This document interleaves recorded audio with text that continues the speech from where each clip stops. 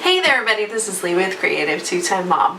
In today's video, I'm going to be reviewing this book that I just finished called A Miracle of Hope by Ruth Reed.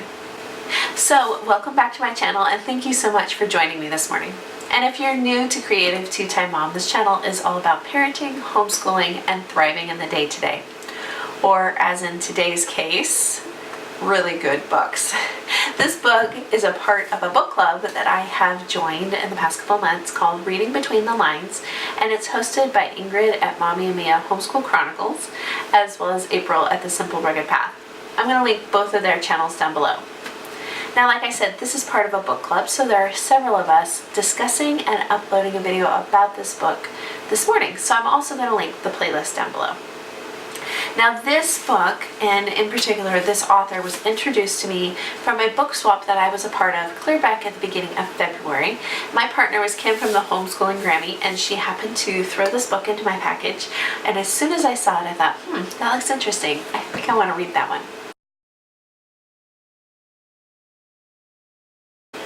Now, I love Amish fiction. It's always been one of those genres that I have had a book going pretty consistently in that genre that doesn't take me long from the time I finish one to the time I pick up the next one. I love the family and the community element of it, and the fact that there is not just accountability between the people, but that there is love and there is involvement and there is attachment. So that's always been a genre that I have loved. However, this has been a new author to me.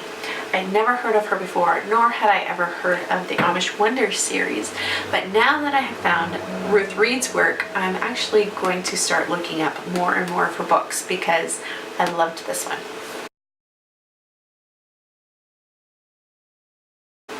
Now, this is the story of Lindy, who happens to find herself pregnant out of wedlock, and her brother arranges a marriage for her with his friend Josiah, who happens to live in another state.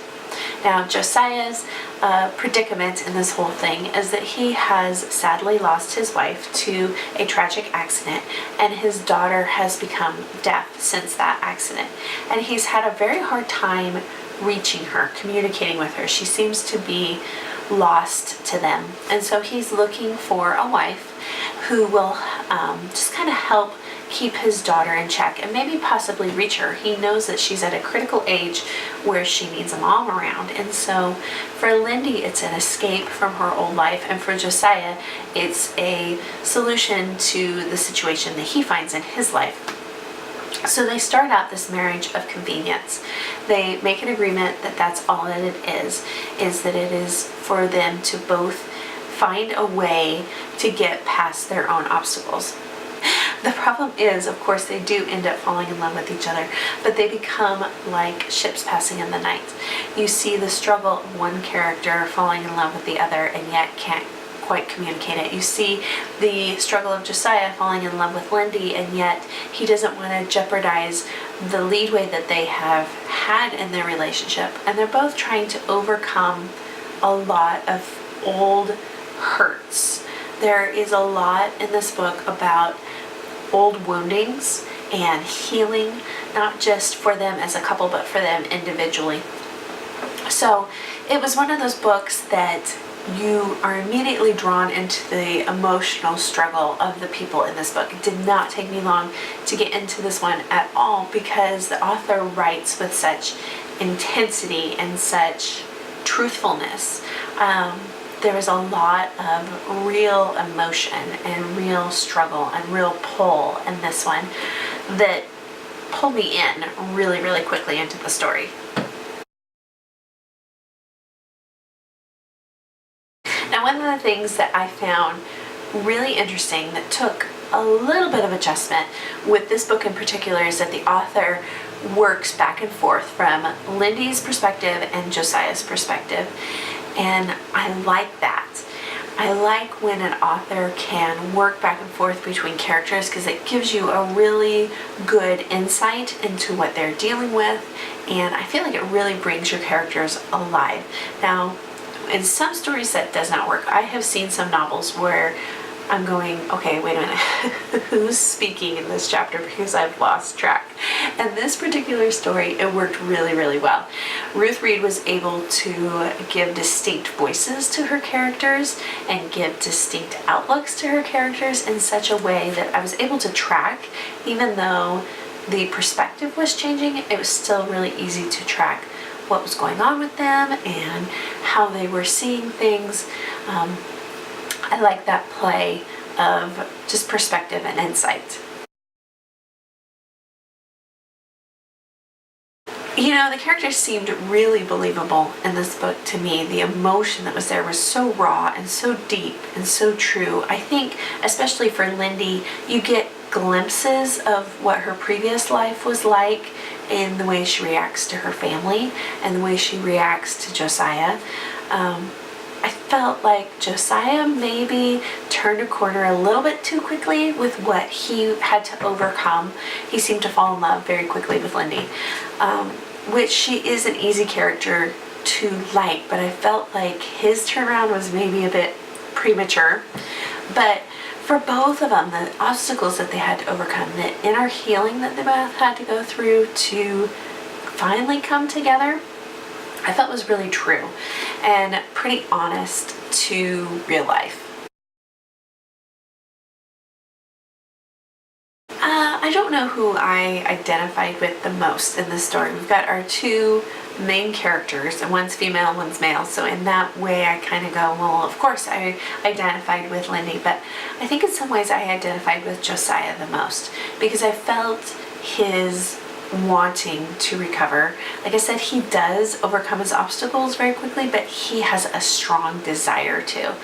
And he seemed to have a very quick sense of forgiveness, I guess would be the word that I want to use there. And that's a lot of my personality, is hot, frustrated, quick to probably say things I shouldn't be, but also quick to forgive and quick to be loyal and quick to find resolution. So I really enjoyed his character. I found a lot of just comfort in who he was. He was a very comfortable character. I struggled with the ending a little bit because you get on this crazy journey with these two, and they do find themselves, and then there's a point of medical crisis where they finally found each other, and here's another obstacle that they have to overcome yet again, and you're already feeling emotional about where they've been and where they're going, and here's another thing. And honestly, this book is almost 350 pages long, and I felt like when they hit that point of the story, there was an urgency to wrap everything up in a pretty package, and it was a little rough there at the end. I'm glad with the final outcome, but I felt like even the ending was rushed. I felt like it could have gone probably another 50 pages or so, because the ending was almost too polished, too pretty, too wrapped up. I don't know. I'm glad that it ended the way it did. It just felt rushed at the end. So I don't know if the author was trying to stay within a certain page number, because I think that 340-ish pages is pretty typical for this genre. This would be a longer book in the Amish genre, but I don't know if she was trying to stay within a certain constraint, but I would have liked to have seen that ending develop just a little bit more. As much as I was satisfied with it, I felt like it could have been just pulled together a little bit better. Did I love this book? Yes, I did love this book, and I've already looked on Amazon. There are several others in this series, and so I will be looking for those, either purchasing those secondhand off Amazon or scouring the thrift stores around here, because I would love to read more in this series, and I would love to read more by this author.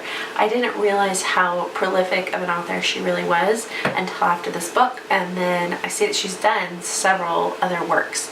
So I'm going to have to be looking for more from her, and I would really recommend this one. I would recommend this author. I felt like she did a great job in taking a genre where a lot of the storylines can be very similar, and in this case I felt like it was just a good twist on the typical formula.